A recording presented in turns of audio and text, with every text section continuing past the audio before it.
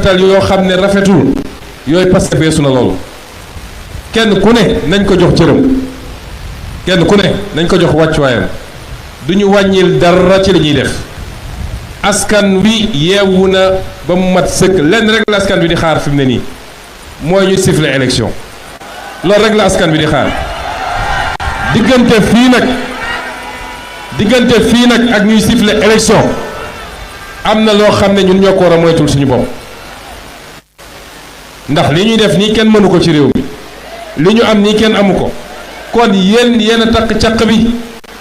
te nag takku leen caqu përëm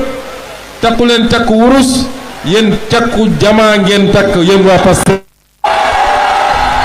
caqu jamaa ngeen takk ci politique kon bu leen xeex ak borom baatu neen